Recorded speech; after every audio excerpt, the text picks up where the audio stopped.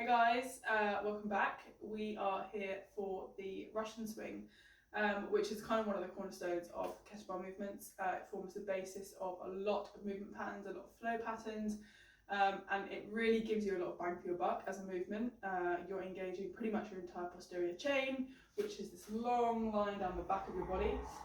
You're really working the glutes, you're really working the hamstrings, and actually it contributes to a lot of power development as a movement, more so than the squat, more so than the deadlift, more so than pretty much any other movement, because it is explosive.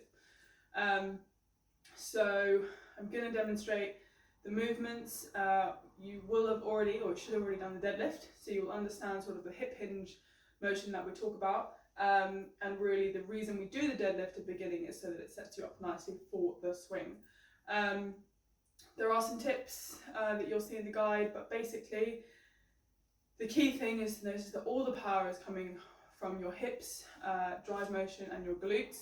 The upper body stays relaxed, okay? The upper body doesn't have to be tense, it can be very loose and sort of just a bit, You are floating the bell in front of you and bringing it back down, so that's sort of really important to maintain. I'm actually going to show you how this movement works with a band, because I think it's quite a nice way for you to understand how the snapback works, okay? It will be a bit different to working with the bell, but in terms of the drive forward, I think the band is actually quite an effective tool to help me demonstrate that. So, if you do have a band and a secure surface on which to attach it, okay? The Russian swing is kind of like a game of chicken between yourself and the kettlebell. And when I say yourself, I mean your legs. So, for the swing, the motion you can see here is my body is upright, okay, and this is sort of the standing point. My arms are soft, my shoulders are down, I'm looking forwards, my spine is in one long straight line, including my neck, okay, and there's no lean forward of the pelvis, okay. Basically, in order to protect your lumbar spine, you need a force acting on your core and a force acting on your glutes. Those two forces together keep this all nice and intact. So, when you lean back, when you hike the bell, okay, that's the initial movement, is the hike. Okay, so you obviously are going to start with it down here. Right, and as you hike the bell, you're going to pull it back. Okay, this is a bit difficult because of the band, but anyway, it's going to come back, and your forearms are going to connect with your upper thighs. Okay, you can see I'm kind of in the deadlift position. There's a slight bend in my knees, but it's mainly a hinge at the hips. Okay, and I'm pulling, well, I'm not pulling, I won't be pulling the bell, but I'm pulling the band back, and my forearms are connecting with my thighs. If you do this now, and then sort of follow the band and release the energy, you're going to come up pretty quick. And that is the sort of drive motion that we'd like to see when you actually do the swing. So if you bend back down, your forearms are connecting with the top of your thigh, inner thighs, okay? And from here, you're going to drive forward with the glutes, release that band, bang. It comes up, and it's nice and soft at the top. You're coming down, you're loading like a spring, forearms top of the thighs, flat back, head is looking down, bang. And that's really driving with your glutes. So if you practice with the band a few times, it's going to feel slightly strange on the hike because you won't be pulling the bell backwards with such force, but the snap up really demonstrates that drive quite nicely, which is what I want you guys to get used to, okay? So now you're going to bring the kettlebell into play, and it's pretty much the same motion.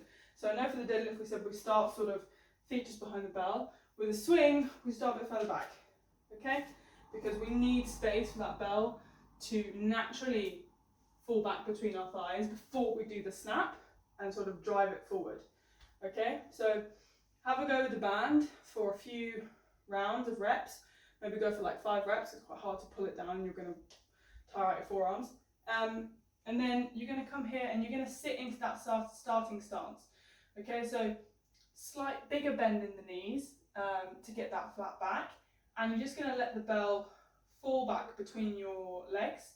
Okay, and your forearms are going to touch the upper inner thighs. And then you're going to bring it straight back to this position here. So it's going to fall and come back. Okay, and that is the hike motion. Okay, so the kettlebell is just floating, you're not sort of directing it, just falling backwards forearms connect with upper thighs, and then it falls back.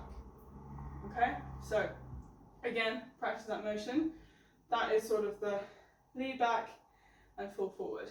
Now we're going to add that drive, that snap in, okay, where your hips just flick forward and you're engaging your whole posterior chain, your glutes as well, hamstrings and everything like that. So here again, you're going to hold the bell lightly, you're going to let it fall back, drive, set it down. Okay, so you can let it fall back, drive up, fall back, set it down. Once you have the drive up, letting it fall back between your legs is where the game of chicken starts.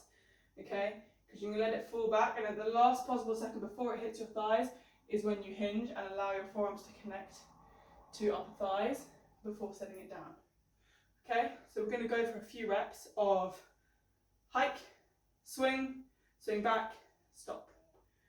So we're going to go for 5 in 3, 2, 1. Hike back, swing, swing back, stop. Let the bell land very lightly. Hike back, drive, swing back, stop. Don't forget that game of chicken. Hike back, swing, chicken, stop. 2 more. Hike back, swing, stop. Last one. Hike back, swing, stop. Relax, stand up. So you'll see the whole way through my stance is very, very consistent. I would recommend, and there is a recommendation I think in the guide or online, that you practice this movement until you're comfortable with a certain number of reps, and from there you can then, instead of stopping the bell, you can start to make continuous swings by going back, hike, chicken, forward, swing.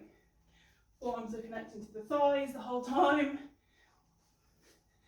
and I'm using those hips to really drive myself forward.